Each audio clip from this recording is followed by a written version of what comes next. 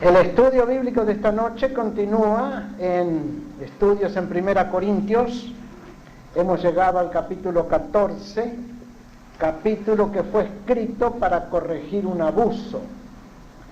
Decíamos que el apóstol Pablo trató el gran tema de los dones del Espíritu Santo en 3 capítulos, el 12, el 13 y el 14. En el capítulo 12 él habló de los diferentes dones del Espíritu Santo y puso énfasis en el sentido y concepto de cuerpo. Los dones del Espíritu Santo son dados a la iglesia, cuerpo de Cristo, para que sea edificado el cuerpo de Cristo. Después en el capítulo 13 examinamos el maravilloso himno del amor. El apóstol Pablo dice que el amor es el más grande de todos los dones y que el que tiene amor lo tiene todo y el que no tiene amor no tiene nada. En la carta a los Gálatas el apóstol Pablo dice también: toda la ley en esta sola palabra se cumple: amarás a tu prójimo como a ti mismo. Pero aquí en el capítulo 14 el apóstol Pablo pone el dedo en un problema muy agudo de la iglesia de Corinto, el problema de las lenguas. Bueno, en esta noche vamos a tocar solo la primera parte del estudio. Ustedes ven allí el número 1 del bosquejo, dice: breve historia de las lenguas. En griego, idioma en que fue escrito el Nuevo Testamento, se usan 2 palabras que se traducen como idioma. Glosa se traduce idioma, y dialectos, de donde viene nuestra palabra española dialecto también, que significa una especie de idioma. No usa otra palabra el apóstol Pablo más que la palabra idioma para referirse a lenguas. Pero aquí tenemos entonces la breve historia de las lenguas. Sabemos que cuando vino el Espíritu Santo, el día del Pentecostés, Hechos capítulo 2, del 1 al 4, el Espíritu Santo vino con diversas manifestaciones extraordinarias. Número 1, un viento recio, y yo supongo que era un viento refrescante, vigorizante, saludable, que pasó por toda Jerusalén. Un viento recio fue la primera manifestación de la venida del Espíritu Santo. Segunda manifestación milagrosa fue que sobre las cabezas de aquellos 120 hombres y mujeres que estaban en el aposento alto de un edificio en Jerusalén, se aposentaron llamitas de fuego sobre la cabeza de cada uno, sin quemarles el cabello, por supuesto. Era otra manifestación especial del Espíritu Santo. El viento es símbolo del espíritu vigorizante, del espíritu dinámico, del espíritu impulsador. El viento es lo que impulsa. Pero las llamitas de fuego simbolizan al Espíritu Santo en su función de santificar, de quemar el pecado, quemar la escoria en la vida de los creyentes. Y si tenemos basura acumulada en nuestra vida y si tenemos escoria del pecado en nuestra alma, el viento del Espíritu Santo de Dios puede barrer con todo. Y el fuego purificador del mismo Espíritu, fuego que no quema la carne, pero sí el pecado, puede purificarnos del pecado. Ahora bien, ¿por qué hubo entonces la tercera manifestación? Idiomas. ¿Por qué los apóstoles de Jesús, que eran todos galileos, o casi todos, y no hablaban nada más que un solo idioma, el arameo? ¿Por qué hablaron cada uno de ellos en idiomas que nunca habían conocido, ni nunca habían hablado, ni nunca habían aprendido? Fue también una señal milagrosa y extraordinaria. Comprender el significado de esta señal es entender todo el problema de las lenguas, cualquiera sea ese problema.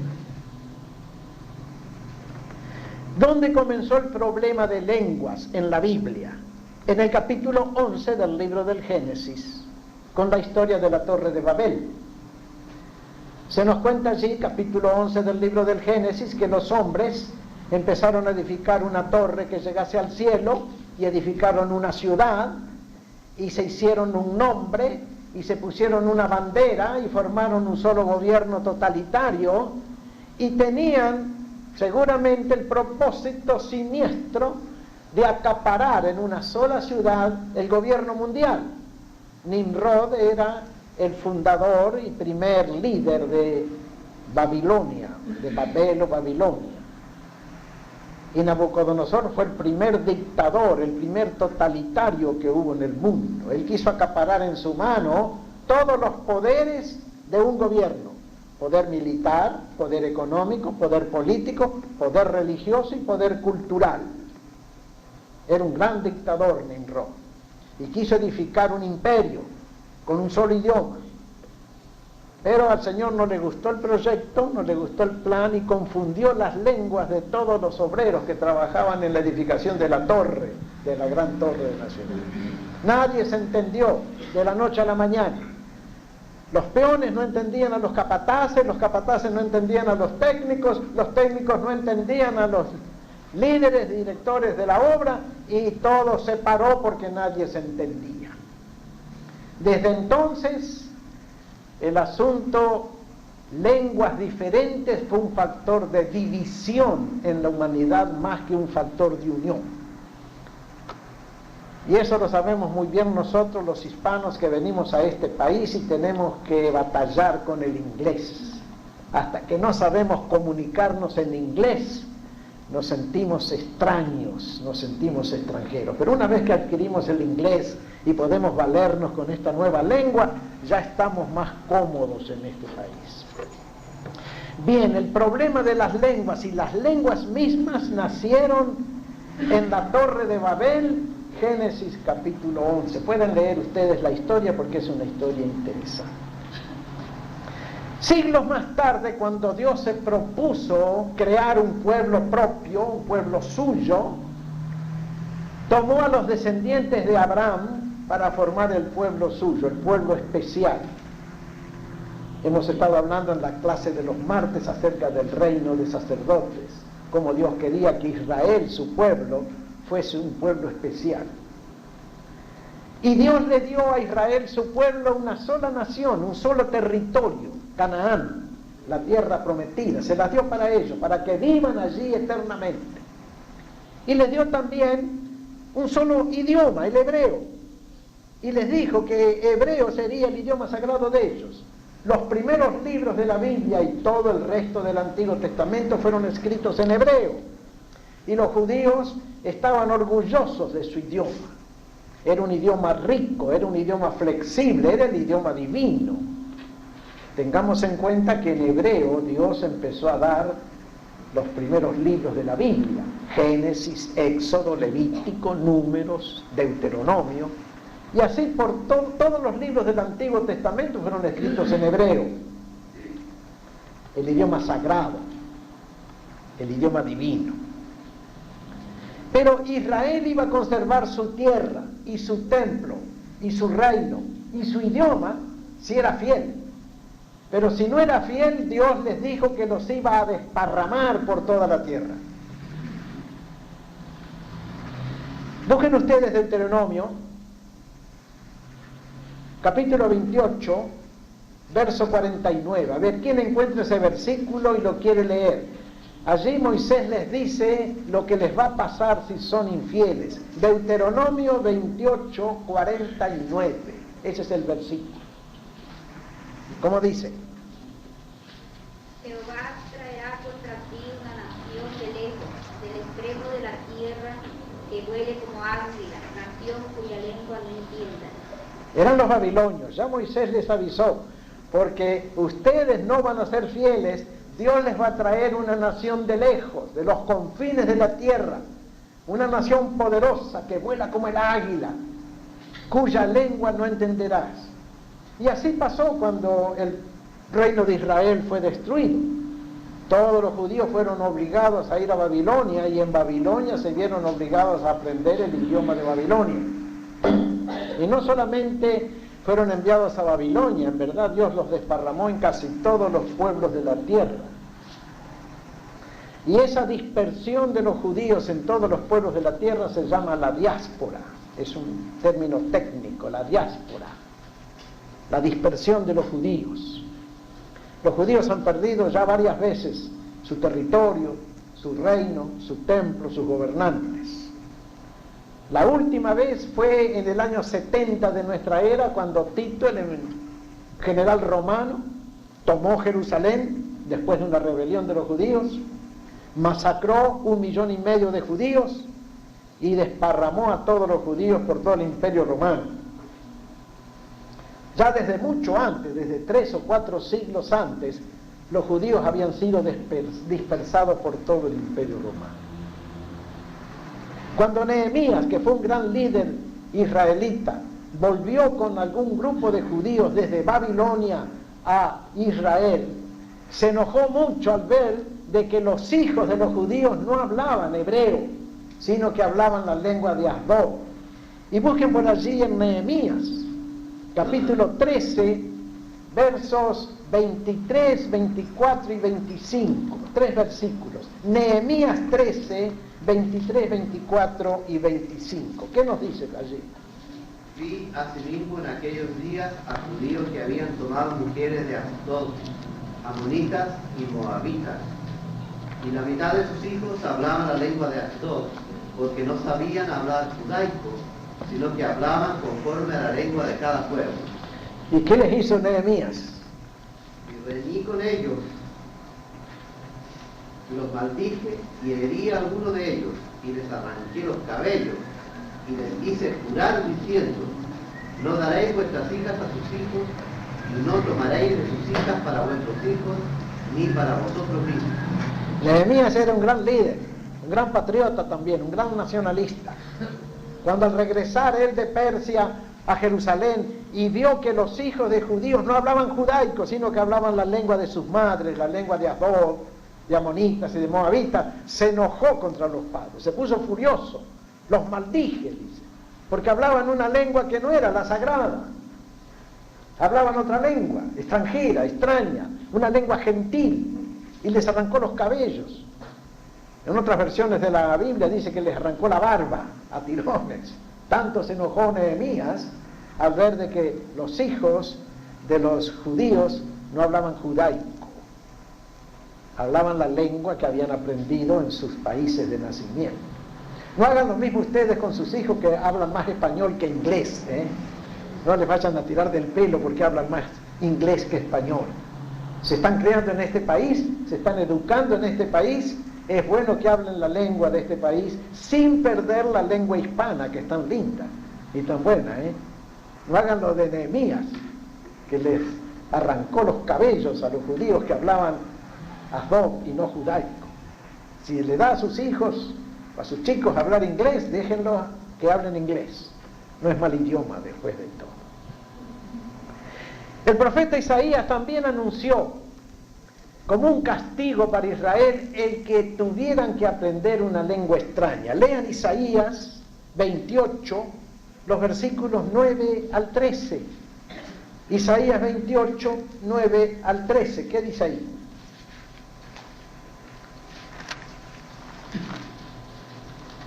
¿A quién se enseñará ciencia? ¿O a quién se hará entender doctrina? A los desterrados, a los arrancados de los pechos, porque mandamiento tras mandamiento, mandato sobre mandato, renglón tras renglón, línea sobre línea, un poquito allí y otro poquito allá, porque en lengua de tartamudo y en extraña lengua hablará a este pueblo, a los cuales les dijo: este es el reposo, tras reposo alcanzado, y este es el refrigerio, mas no quisieron oír. La palabra, pues de Jehová les será mandamiento tras mandamiento, mandato sobre mandato, renglón tras renglón, línea sobre línea, un poquito allí, otro poquito allá, hasta que vayan y caigan de espaldas y sean quebrantados, quebrantados y presos. Isaías les dijo a los judíos: ya que ustedes no entienden la palabra de Dios en el idioma sagrado, Dios les va a hablar en lengua de tartamudos a ustedes. Una manera de mencionar una lengua extranjera. Cuando uno oye hablar a un extranjero le parece que es un tartamudo, que no le entiende bien. Lo mismo ellos dicen de nosotros, que no nos entienden cuando hablamos inglés. Isaías les dijo: Dios les va a enseñar a ustedes, de a poquito, un poquito aquí, un poquito allá, línea tras línea, renglón tras renglón, pero en lengua de tartamudos, en lengua extraña les enseñará a este pueblo. Ya que no escucharon el idioma sagrado, tendrán que escuchar el idioma gentil, otro idioma.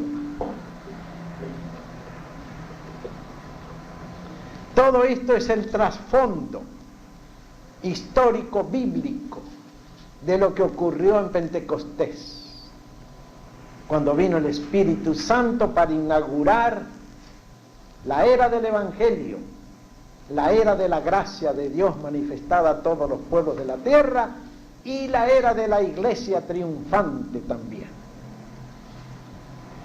Los apóstoles de Jesús hablaron en idiomas que nunca habían aprendido.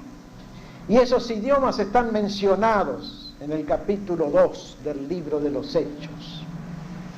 Hay por lo menos 16 idiomas del Imperio Romano mencionados allí.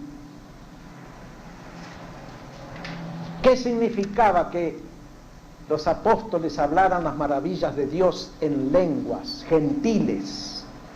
Nadie habló en hebreo, todos hablaron en alguna lengua gentil.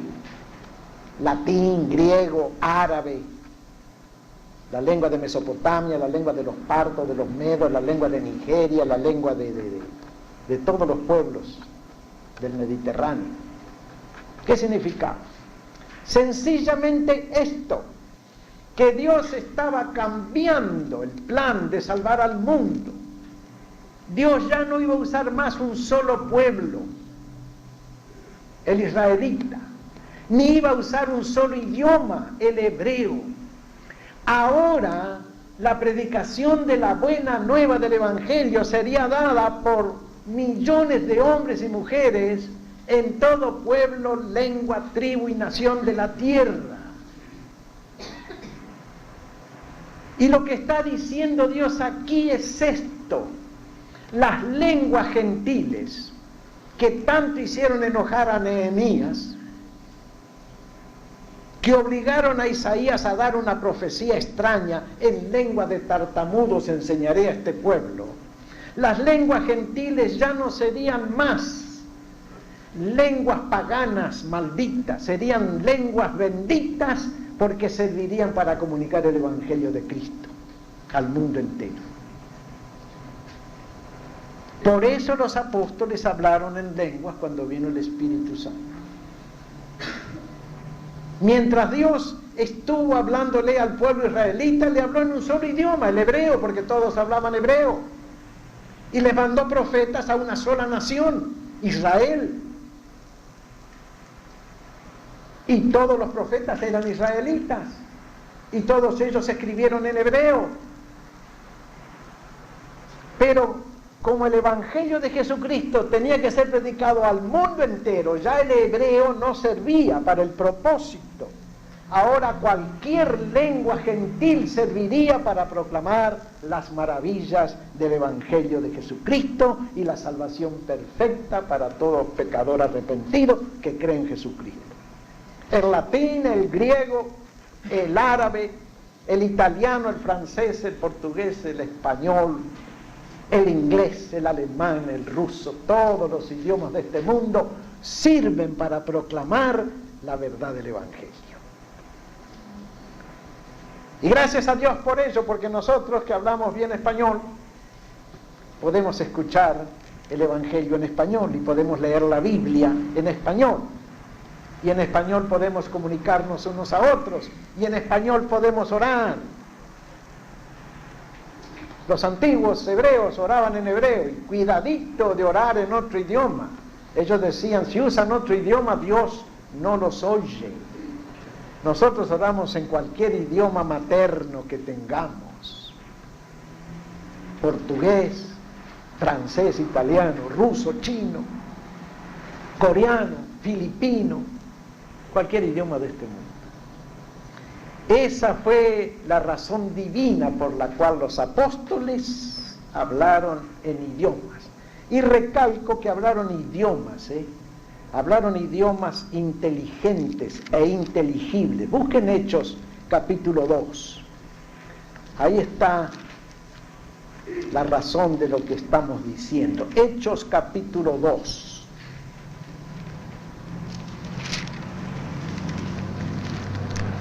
Vamos a leer estos versículos.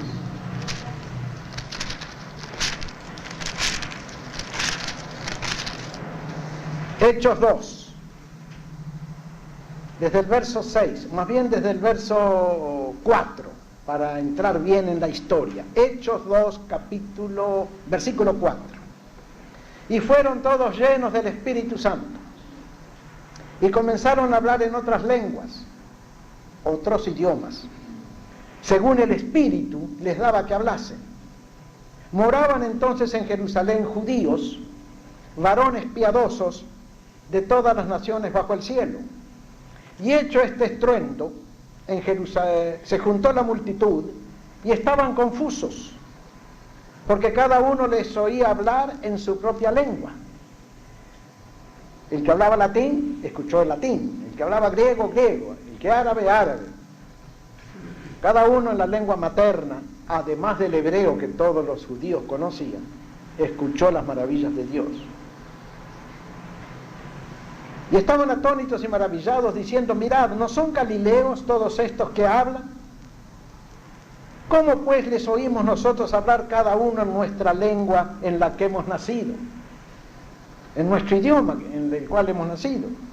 Partos, medos, elamitas, y los que habitamos en Mesopotamia, en Judea, en Capadocia, en el Ponto y en Asia, en Frigia y Panfilia, en Egipto y en las regiones de África más allá de Cirene, y romanos aquí residentes, tanto judíos como prosélitos, cretenses y árabes, les oímos hablar en nuestras lenguas las maravillas de Dios. ¡Qué momento maravilloso! ¡Qué momento especial de la gracia de Dios! Ahora el Evangelio de Jesucristo queda para el mundo entero y va a ser predicado en todas las lenguas de este mundo. En todos los idiomas se anunciaría que Jesucristo es el Señor, que Jesucristo es el Salvador. En todos los idiomas del mundo se dirían las mismas cosas, las mismas palabras. Cree en el Señor Jesucristo y serás salvo. El nombre Jehová se escribía sin vocales en 4 caracteres hebreos para que nadie lo pronunciase. Eran 4 letras consonantes, sin vocales, para que nadie pronunciase el nombre de Jehová, el nombre santo, sagrado. Tan sagrado lo tenían los judíos que no lo querían pronunciar, y para que nadie lo pronuncie, entonces le quitaron las vocales, solamente tenían consonantes. Trate de pronunciar usted su nombre sin vocales. A ver, Carmen, ¿cómo se pronuncia tu nombre si le sacamos la A y la E?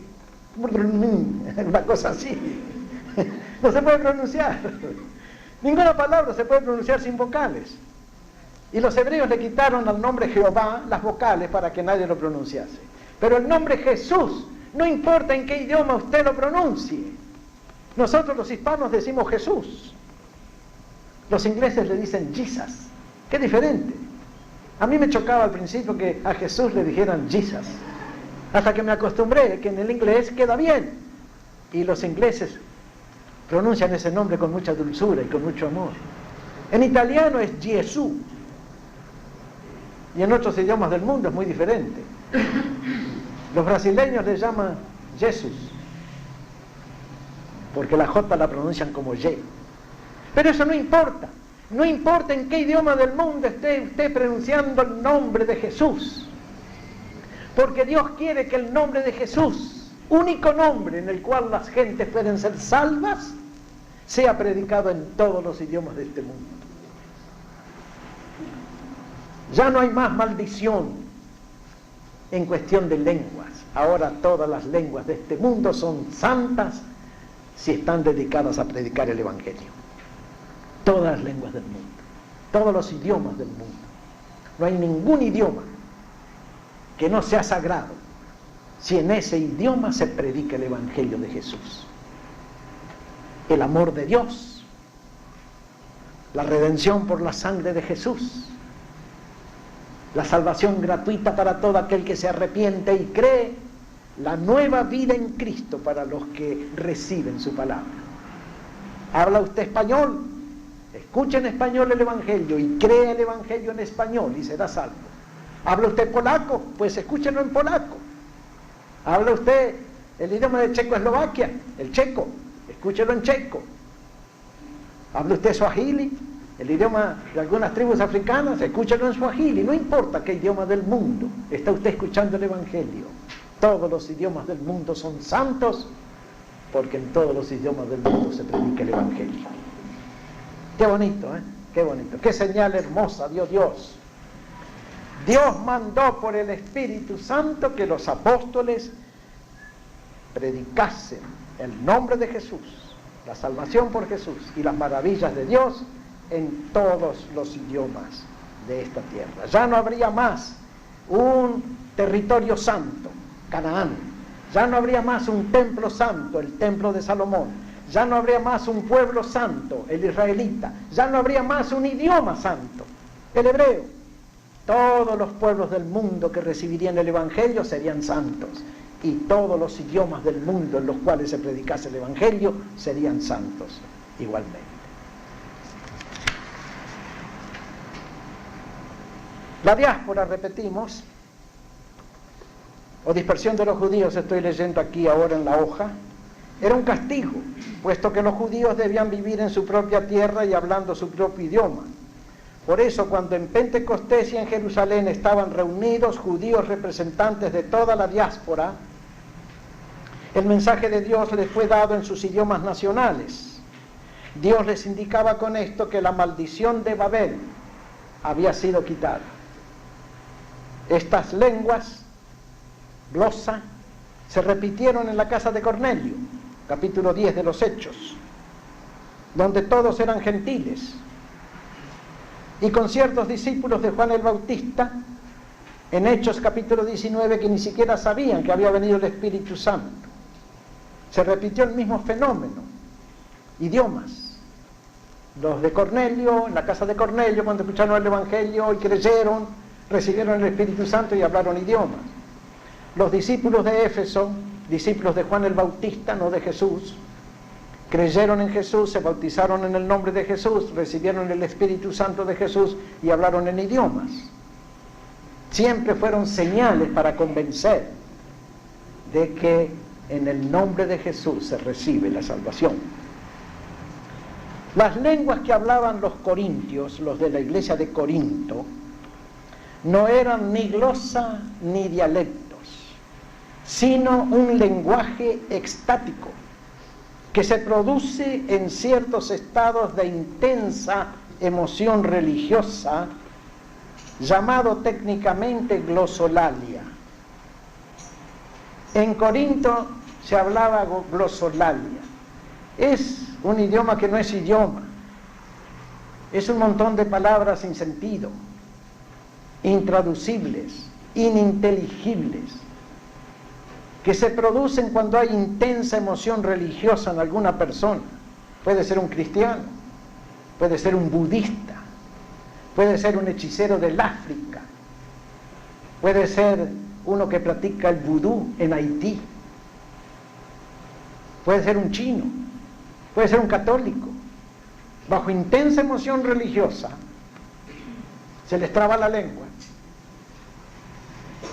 y ya no hablan un idioma controlado por la mente, por la razón, un idioma emocional. Sus cuerdas vocales funcionan, claro que sí, producen sonidos,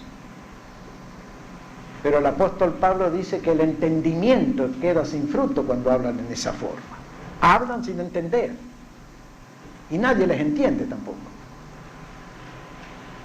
El problema de la iglesia de Corinto era que había perdido la medida. Querían repetir los idiomas que hubieron en Pentecostés y lo que les salía era glosolalia. Y el apóstol Pablo escribió el capítulo 14 de 1 Corintios para corregir el problema que había en la iglesia de Corinto. Este asunto de las lenguas tenía connotaciones paganas, porque allí mismo en Corinto había un santuario pagano, un templo dedicado a Venus, la diosa del amor. Y los sacerdotes de Venus y las sacerdotisas de Venus, cuando caían en trance religioso, hablaban en lenguas, hablaban glosolalia. Y los miembros de la iglesia iban muchas veces al templo de Venus. No vayan nunca a un templo de Venus ustedes, ¿eh? Y escuchaban esas cosas y luego venían a la iglesia y repetían esas cosas. Lo cual para el apóstol Pablo era un escándalo mayúsculo. Que en el culto del Señor se trajese una experiencia mística pagana. También no lejos de Corinto estaba el oráculo de Delfos, donde había una pitonisa, una mujer que adivinaba cosas y predecía el futuro por dinero. ¿A cuántos iban al oráculo de Delfos? La ciudad de Delfos en el Golfo de Corinto. Era uno de los oráculos más famosos de la antigüedad. Aún reyes iban a consultar a la pitonisa que les leía las estrellas, les practicaba adivinación de diversas formas y los largaba contentos diciéndole que sí, van a tener un novio, sí, como no, te vas a sanar de tu enfermedad, sí, como no, todo te va a ir bien. El mundo está lleno hasta el día de hoy de adivinos y adivinas y manos santos y hechiceros y ocultistas y gente que practica brujería. Y muchos de esos hablan en lenguas, no lenguas, hablan glosolalia. Por eso no debiera mezclarse nunca en el culto espiritual del Evangelio de Cristo la glosolalia, porque no pertenece al Espíritu Santo. No digo que es del diablo, no quiero lastimar a nadie. Tampoco digo que es de Dios, porque no es de Dios. Digo que es del sistema nervioso. Una persona en intensa emoción religiosa.